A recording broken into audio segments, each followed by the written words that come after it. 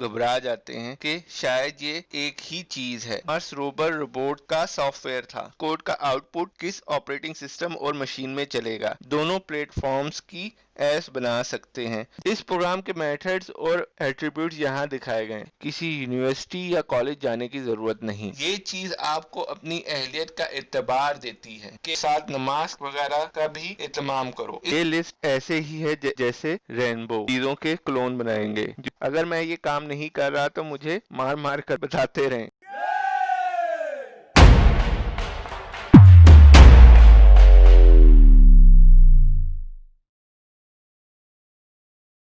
बिस्मिल्लाहिर्रहमानिर्रहीम। अस्सलामु अलैकुम। क्या हाल है? उम्मीद है आप सब खैरियत से होंगे। मेरा नाम मोहम्मद अदनान सोहेल है। इस एक और नई वीडियो में फिर से खुशामदीद। आज काफी अरसे बाद नई वीडियो के साथ हाजिर हुआ हूँ, इसके लिए माजरत। आइंदा से इंशाल्लाह हर हफ्ते एक नई वीडियो के साथ हाजिर होऊंगा। खैर, इस वीडियो में हम देखेंगे सी शार्प का तारुफ। हम सी शार्प ही क्यों सीखें, सी शार्प कैसे काम करती है, सी शार्प और इसके खानदान की लैंग्वेजेस यानी सी प्लस प्लस में क्या फर्क है, वो भी हम देखेंगे। और आखिर में कोई भी प्रोग्रामिंग लैंग्वेज को सीखते वक्त हम जो गलतियां करते हैं और जिन गलतियों की वजह से हम किसी जगह पर फंसे रहते हैं वो भी देखेंगे। और जाहिर सी बात है उन जगहों से निकला कैसे जाए ये भी देखेंगे। सबसे पहले देखते हैं सी खानदान की लैंग्वेजेस कौन कौन सी हैं और इनके दरमियान क्या फ़र्क है। सी खानदान की लैंग्वेजेस में सी प्लस प्लस और सी शार्प आती हैं। तीनों लैंग्वेजेस के नामों में हर्फ सी आ रहा है, इसलिए हम इन्हें सी खानदान की ज़बानें बोल रहे हैं। सिर्फ सी की वजह से अक्सर लोग घबरा जाते हैं कि शायद ये एक ही चीज़ है। नहीं, ये मुख्तलिफ ज़बानें हैं। सी शार्प तो बाकी दो से बिल्कुल मुख्तलिफ ज़बान है। सी एक लैंग्वेज है जो 48 साल पहले बनाई गई थी। ये बहुत ही पुरानी जुबान है। इसे डेनिस रेची ने बेल लैब्स के लिए बनाया था। सी लैंग्वेज का असर व रसूख और बहुत सी लैंग्वेजेस में मिलता है, जैसे जावा, जावास्क्रिप्ट, पाइथन, पीएचपी वगैरह वगैरह। इसी वजह से ये कंप्यूटर प्रोग्रामिंग में बहुत अहम जुबान है। 48 साल पहले कंप्यूटर इतने तेज नहीं होते थे, इसलिए सी बहुत अच्छी थी इस वक्त के हार्डवेयर को चलाने के लिए, जिसके बहुत कम वसाइल मतलब रिसोर्सेज होते थे। मतलब ये इंतहाई लो लेवल लैंग्वेज है। लो लेवल लैंग्वेज के बारे में अगर आप नहीं जानते तो आप इस वीडियो सीरीज का पार्ट 3 देखें। वो सॉफ्टवेयर जिसकी वजह से सी जुबान बनाई गई, इनमें मार्स रोवर रोबोट का सॉफ्टवेयर था जो दुनिया से मार्स में भेजा जाना था ताकि वहां जाके वो चल सके और मार्स की तस्वीर दुनिया में नासा सैटेलाइट के जरिए भेज सके। सी लैंग्वेज में जो इस वक्त सॉफ्टवेयर बनाया गया था वो 2.5 लाख लाइंस का था, जिसने इस मार्स रोवर रोबोट से ये सब काम करवाना था। इसकी इतनी मेमोरी नहीं थी और ना ही इस वक्त के प्रोसेसर्स इतने ताकतवर थे जैसे आज हैं, इसलिए इतनी लाइंस का कोड लिखना पड़ा सिर्फ सी लैंग्वेज को इस्तेमाल करते हुए। सी प्लस प्लस भी सी जैसी ही लैंग्वेज है, मगर इसमें क्लासेस भी होती हैं। क्लासेस क्या हैं हम ये आगे पढ़ेंगे। अभी इतना समझें कि सी प्लस प्लस सी का सुपरसेट है।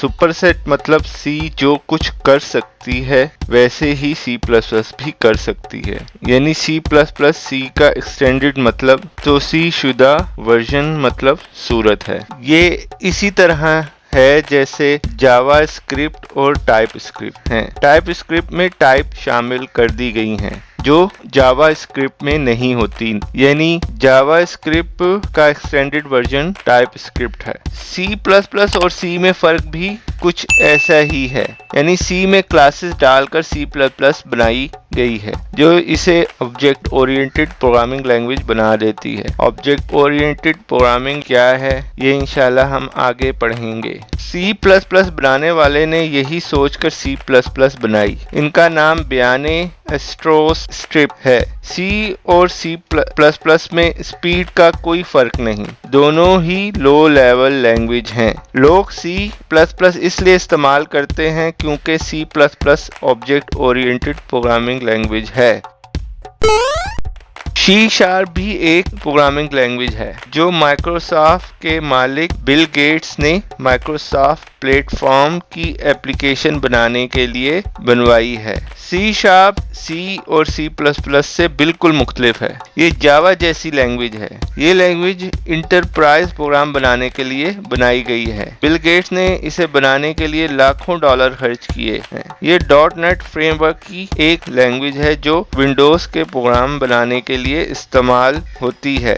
.NET फ्रेमवर्क सिर्फ सी शार्प लैंग्वेज तक महदूद नहीं, और भी मुख्तलिफ लैंग्वेजेस हैं जो .NET फ्रेमवर्क में पाई जाती हैं। मिसाल के तौर पर F# और VB.NET वगैरह। .NET फ्रेमवर्क के दो अज्जा हैं, CLR यानी कॉमन लैंग्वेज रन टाइम और FCL यानी फ्रेमवर्क क्लास लाइब्रेरी, जो प्रोग्राम बनाने के लिए इस्तेमाल होती है। इससे पहले कि हम मजीद सी शार्प के बारे में सिर्फ पढ़ें, हम पहले इसका मुआजना सी और सी प्लस प्लस से करते हैं। इस टेबल में इन तीनों जुबानों का फर्क दिखाया गया है। आप वीडियो रोक कर खुद मुआयना कर लें। मैं जानता हूँ इस टेबल में बहुत सी चीजें आपके ऊपर से गुजर जाएंगी, क्योंकि हमने अभी तक बहुत सी चीजें इस वीडियो सीरीज में डिस्कस ही नहीं की जो इस टेबल में है, पर हम आगे पढ़ेंगे इंशाल्लाह। अभी इतना समझे, एक चीज जो इन तीनों के फर्क को वाज़ेह करती है वो है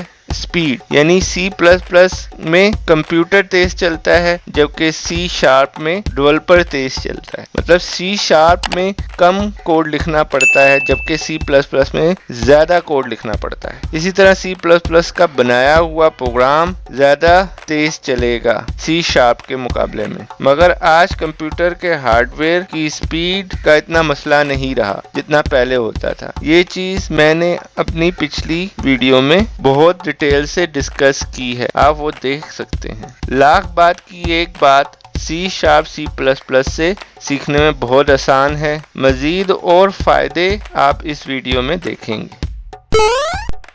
इससे पहले कि हम .NET के दो अज्जा जो हमने पहले डिस्कस किए थे, CLR और FCL के बारे में जाने, हम सी शार्प लैंग्वेज की तख्लीक की वजह जानते हैं। हम पहले सी और सी प्लस प्लस के बारे में ये जान चुके हैं कि सी शार्प का सी इन्हीं लैंग्वेज से लिया गया है। जब हम इन दोनों का कोड कंपाइल करते हैं तो वो कंपाइल के बाद इस नेटिव कोड में, मतलब चलने वाले कोड में बदल जाता है जिस मशीन में वो कंपाइल किया होता है। यानी अगर आपका सोर्स कोड विंडोज की मशीन में होता है तो वो कंपाइलेशन के बाद विंडोज में चलने वाले कोड में बदल जाता है, यानी विंडोज की exe फाइल में बदल जाता है, जिसकी वजह से आपका कंपाइल हुआ कोड विंडोज के अलावा किसी और ऑपरेटिंग सिस्टम यानी लिनक्स और मैक में नहीं चलेगा, जो बहुत ही बुरा है, क्योंकि हमें हर ऑपरेटिंग सिस्टम और मशीन के लिए पूरा कोड या फिर कुछ कोड का हिस्सा दूसरा लिखना पड़ेगा। जब माइक्रोसॉफ्ट ने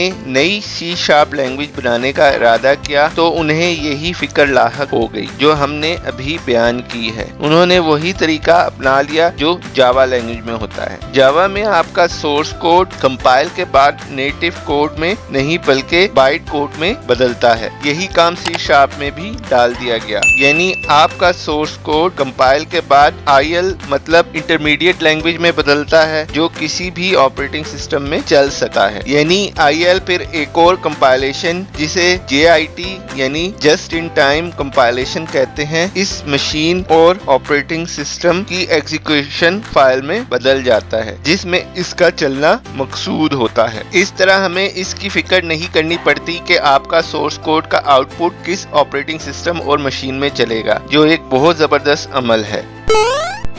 अब आगे मजीद तफसील से .NET फ्रेमवर्क को देखते हैं कि ये किस तरह काम करता है। हम जान चुके हैं .NET फ्रेमवर्क में सी शार्प के अलावा और भी लैंग्वेजेस पाई जाती हैं, जैसे F# और VB.NET, जैसे इस तस्वीर में दिखाया गया है। ये तमाम लैंग्वेजेस की क्लासेस एक ही होती हैं जिनको फ्रेमवर्क क्लास लाइब्रेरी कहते हैं। इन तीनों लैंग्वेजेस का सोर्स कोड कंपाइलेशन के बाद एक और लैंग्वेज में, जिसे कॉमन इंटरमीडिएट लैंग्वेज कहते हैं, बदल जाता है। ये वो फाइल होती है जो आगे चलकर सिस्टम और ऑपरेटिंग सिस्टम के मुताबिक फिर कंपाइल की जाती है और इसे इस फाइनल शक्ल में बदलने के लिए, जिसे हम एग्जीक्यूशन फाइल कहते हैं, वो कोई ऐप भी हो सकती है या फिर एग्जी फाइल। इस फाइनल कंपाइलेशन को CLR मतलब कॉमन लैंग्वेज रन टाइम कहते हैं। .NET में इस सारे अमल को CLI यानी कॉमन लैंग्वेज इंफ्रास्ट्रक्चर कहते हैं।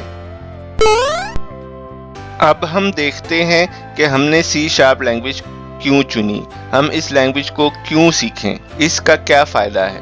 C# सीखने का पहला सबसे बड़ा फायदा ये है कि आप इसके जरिए गेम बना सकते हैं। गेम प्रोग्रामिंग एक बहुत बड़ा हुनर है जिसके जरिए आप फिल्म इंडस्ट्री से भी ज्यादा पैसे कमा सकते हैं और इसमें आपके रिसोर्सेज भी बहुत कम लगते हैं और ये एक हकीकत है।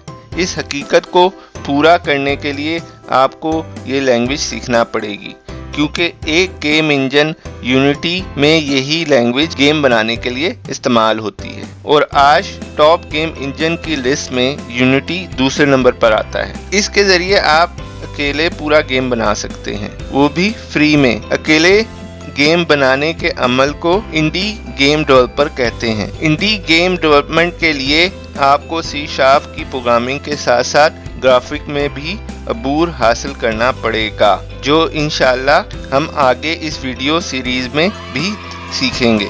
C# का दूसरा बड़ा फायदा किसी भी किस्म के मोबाइल मतलब एंड्रॉयड या आईफोन की ऐप्स इस लैंग्वेज के जरिए बना सकते हैं। इसके लिए आपको Xamarin फ्रेमवर्क इस्तेमाल करना पड़ेगा जो .NET के साथ आता है। इसका बड़ा फायदा है कि आप एक ही सोर्स कोड के जरिए दोनों प्लेटफॉर्म्स की ऐप्स बना सकते हैं, जो बहुत ही ज़बरदस्त बात है। इससे पहले ये काम करने के लिए आपको दो अलग लैंग्वेजेस यानी एंड्रॉयड के लिए जावा और आईफोन के लिए स्विफ्ट लैंग्वेज सीखना पड़ती थी। Xamarin ने आपकी ये मुश्किल आसान कर दी। इंशाल्लाह हम आगे इस वीडियो सीरीज में मोबाइल ऐप्स बनाना भी सीखेंगे।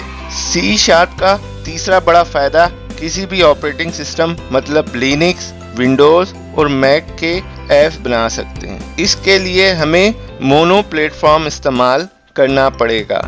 ये भी .NET के साथ आता है जो क्रॉस प्लेटफॉर्म ऐप्स बनाने के लिए इस्तेमाल होता है। ये वो ऐप्स नहीं जो मोबाइल्स में पाई जाती हैं, बल्कि ये वो ऐप्स हैं जो कंप्यूटर में होती हैं, जिन्हें सॉफ्टवेयर ऐप्स कहते हैं। इंशाल्लाह इस वीडियो सीरीज में ये भी बनाना सीखेंगे। C# का चौथा बड़ा फायदा ये है कि आप विंडोज की सॉफ्टवेयर ऐप्स बना सकते हैं। बुनियादी तौर पर C# माइक्रोसॉफ्ट के .NET इकोसिस्टम के लिए ही बनाई गई है। विंडोज में इसे WPF मतलब विंडोज प्रेजेंटेशन फाउंडेशन कहते हैं, जो विंडोज की सॉफ्टवेयर ऐप्स बनाने के लिए इस्तेमाल होता है। इंशाल्लाह इस वीडियो सीरीज में आगे हम ये भी बनाना सीखेंगे। C# का पांचवा बड़ा फायदा ASP.NET के जरिए डायनेमिक वेबसाइट बनाना है। इसके लिए MVC मतलब मॉडल व्यू कंट्रोल फ्रेमवर्क इस्तेमाल किया जाता है, जो ASP.NET MVC खिलाता है। ASP.NET में ब्लेजर और रेजर पेजेस भी इस्तेमाल होते हैं वेबसाइट्स बनाने के लिए। ये क्या होते हैं इंशाल्लाह आगे इस वीडियो सीरीज में हम ये भी सीखेंगे। अब हम देखते हैं .NET एप्लीकेशन का स्ट्रक्चर मतलब फन तामीर कैसा होता है। सबसे पहले हमें ये पता होना चाहिए कि एप्लीकेशन क्या है। एप्लीकेशन बेशुमार क्लासेस का मजमुआ होता है जो मिलकर एप्लीकेशन बनाती हैं।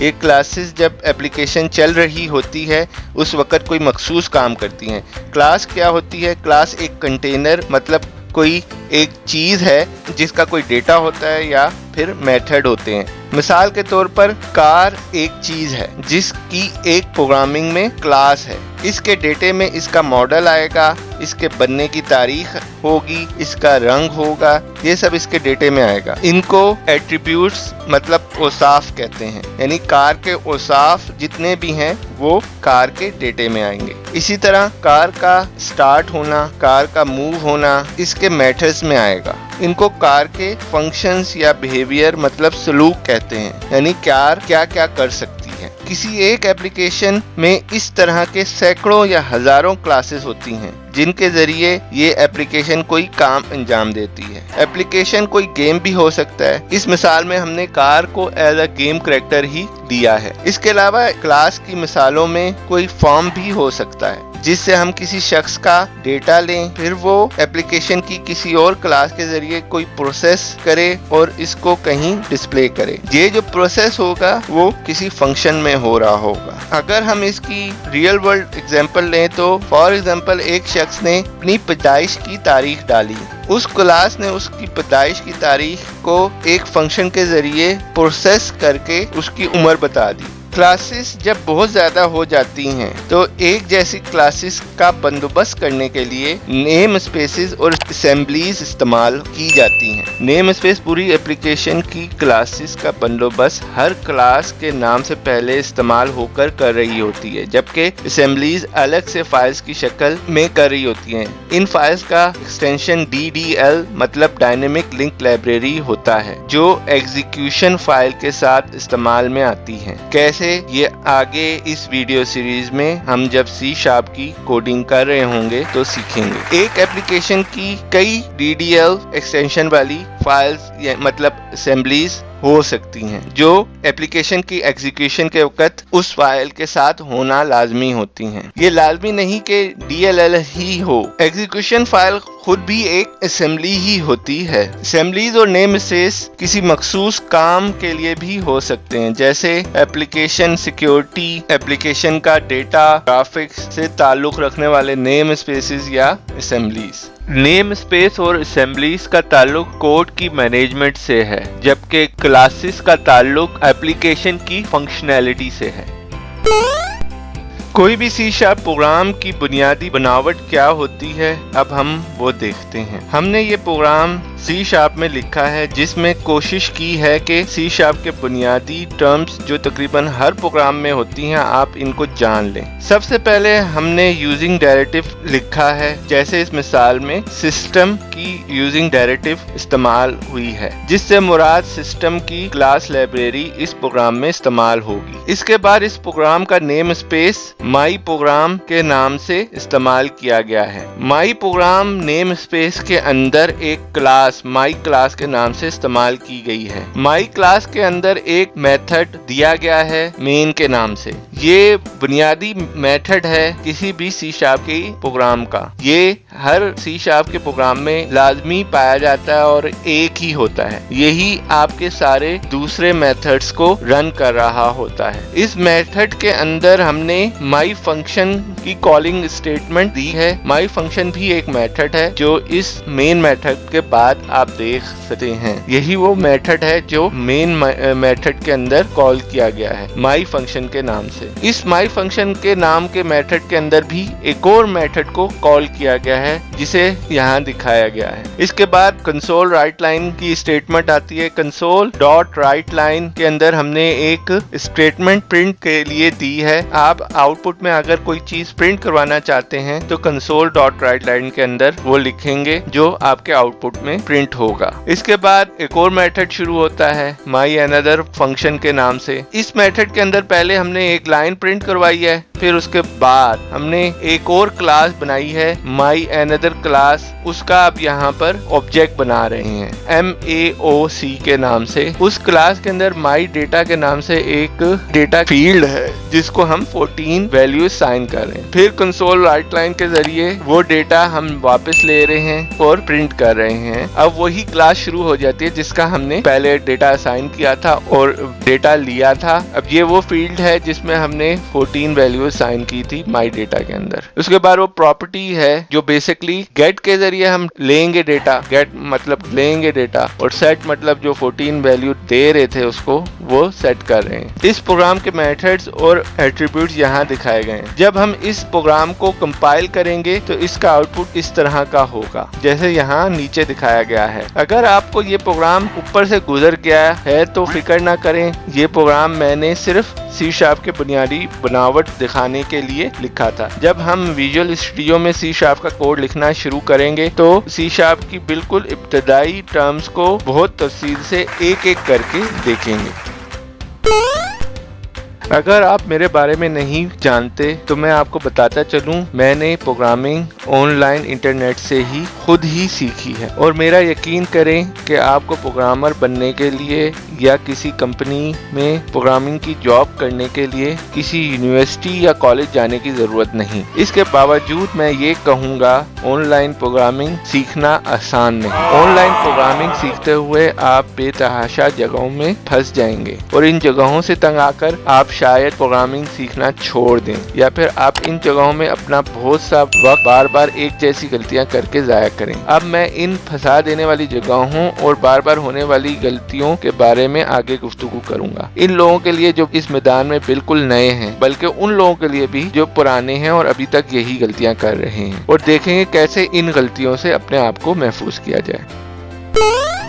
सबसे पहली गलती आप ये करते हैं कि जब आप कोई प्रोग्रामिंग लैंग्वेज सीख रहे होते हैं तो उसमें जो कुछ आप सीख चुके होते हैं उससे कोई नया सॉफ्टवेयर नहीं बनाते और इसी जगह फंसे रहते हैं कि आप अभी नहीं जानते। आप लोग प्रोग्रामिंग ऐसे सीखते हैं जैसे आप किसी इम्तिहान की तैयारी कर रहे हों, जैसे स्कूल में आप कोई सब्जेक्ट सीखते हैं या कॉलेज या यूनिवर्सिटी में। हम कुछ टर्म्स किताबों से पढ़ लेते हैं और इन्हें याद कर लेते हैं और समझते हैं हम सीख गए हैं। प्रोग्रामिंग कोई ऐसी चीज नहीं जिसको पढ़ा जाए। प्रोग्रामिंग ऐसी चीज है जो करने से आती है। प्रोग्रामिंग सीखते वक्त जब तक आप प्रोग्रामिंग करते नहीं तो आप कुछ नहीं सीख सकते। ऐसे आप वक्त का ज़या कर रहे हैं। आप जब प्रोग्रामिंग सीख रहे हो तो आप अपने प्रोजेक्ट बनाओ और अपनी तरफ से कोड लिखो। अब उस्ताद या किताब के कोड को सिर्फ कॉपी ना करो, बल्कि खुद नया कोड लिखो। अपने तरीके से कोई प्रॉब्लम हल करो और अपना कोई गोल सेट करो और वैसा ही गोल के मुताबिक कोड लिखने की कोशिश करो। वो गोल कोई आपके माहौल से ताल्लुक भी रखता हो। शुरू में आप कैलकुलेटर बनाओ या कोई छोटा सा गेम बनाओ। सिर्फ प्रोग्रामिंग पढ़ने वाले की जगह कोड लिखने वाले बनो।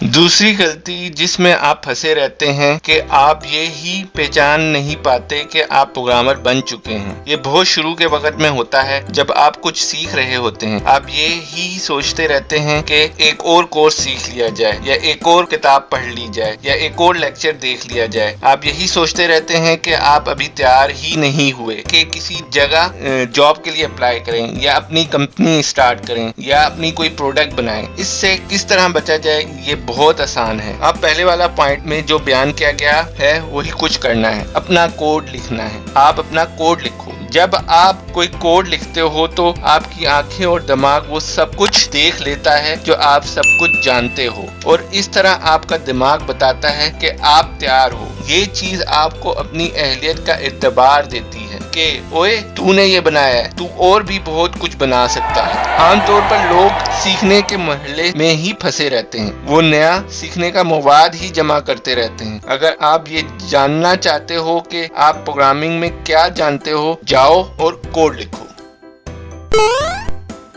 तीसरी गलती जिसमें आप फंसे रहते हो वो है कि आप हर वक्त प्रोग्रामिंग करते रहते हो। अगर आप जिम जाएं और हर वक्त जिम में वेट लिफ्टिंग करते रहें और अगले दिन जब आप उठोगे आपका सारा जिस्म दर्द करेगा और सख्त तकलीफ में आ जाओगे और हो सकता है आप अगले दिन जिम ही ना जाओ या फिर 1-2 दिन तक ना जाओ। यहाँ मेरे कहने का मकसद है आप हर रोज जिम जाओ, हर रोज कुछ ना कुछ वेट लिफ्टिंग करो। यही कुछ हमने प्रोग्रामिंग करते हुए भी करना है, यानी हमें हर रोज कुछ ना कुछ प्रोग्रामिंग करनी है, पर हर वक्त नहीं। इसे हमें अपना मशगला बनाना है और हर रोज कुछ ना कुछ सीखना है और उसका कोड लिखना है। अगर आप हर वक्त प्रोग्रामिंग करते रहोगे और आप अपने सारे दूसरे काम छोड़ दोगे, जैसे दोस्तों से या लोगों से या रिश्तेदारों से मिलना वगैरह, और दूसरे मशगूलात छोड़ दोगे और हर वक्त प्रोग्रामिंग करते रहोगे, तो आप बहुत बुरे तरीके से थक जाओगे और तफरीह वगैरह ना करने की वजह से हो सकता है आप प्रोग्रामिंग छोड़ दो। ये सब कहने का मकसद है कि आप प्रोग्रामिंग के साथ तफरीह भी करो ताकि आप प्रोग्रामिंग करते वक्त बोर ना हो। प्रोग्रामिंग और दूसरे मशगूलात का टाइम टेबल बना लो और साथ नमाज वगैरह का भी एहतमाम करो। इस तरह आप मजे से प्रोग्रामिंग करोगे और नई चीजें सीखोगे।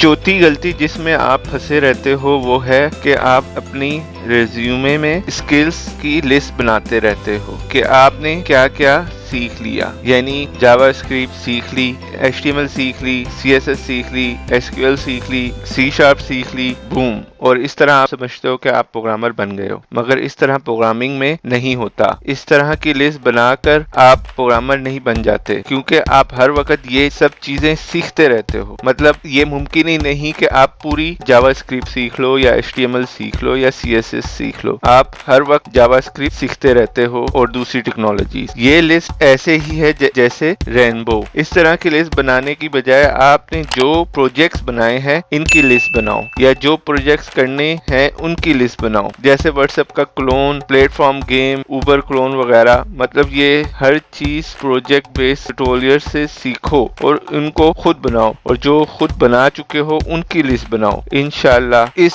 ویڈیو سیریز میں ہم پروجیکٹ بیس ٹیوٹوریلز کے ذریعے بہت سی چیزوں کے کلون بنائیں گے جو آج کل بہت مشہور ہیں، جن سے آپ بھی بہت کچھ سیکھو گے۔ جب اس طرح کے پروجیکٹس کی لسٹ اپنے ریزیومے میں ڈالو گے تو یقیناً آپ کو جاب مل جائے گی، جسے ہم ایکسپیرینس پورٹ فولیو کہتے ہیں۔ یہ لسٹ اس سے بہتر ہے کہ صرف اسکل لکھو، بلکہ ایکسپیرینس پورٹ فولیو بھی اپنے ریزیومے میں ڈالو۔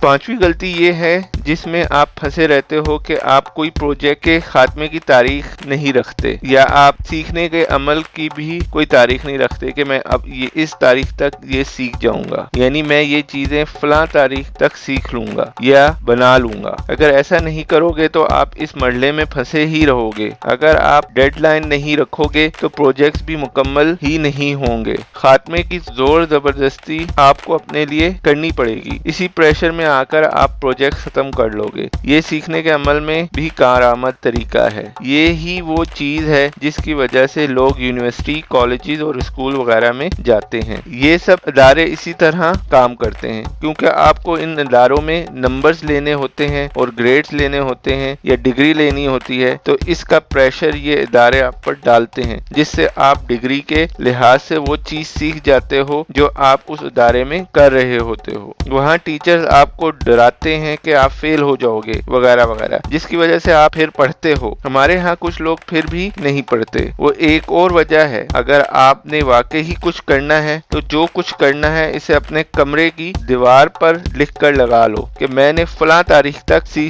سیکھ لینی ہے اور فلاں فلاں پروجیکٹ بنا لینے ہیں وغیرہ وغیرہ، یا پھر اپنے دوست کو یا گھر والوں کو بتا دو میں نے یہ چیز فلاں دن تک ختم کرنی ہے، اگر میں یہ کام نہیں کر رہا تو مجھے مار کر بتاتے رہیں وغیرہ وغیرہ، یا پھر موبائل پر ریمائنڈر لگا دو۔ یہ طریقے کوئی بھی ہو سکتے ہیں، آپ خود اپنے لحاظ سے ڈھونڈو۔ اس کا اصل مقصد آپ کو اس چیز کا پریشر ڈلوانا ہے، کیونکہ آپ خود یہ کام کرنے جا رہے ہو اور آپ کا من آپ کو یہ کام کرنے نہیں دے گا، یہ کہہ کر کہ فری میں ہے بعد میں کر لینا۔ آپ کو اس چیز سے بچنے کی ڈیڈ لائن بنانی ہوگی۔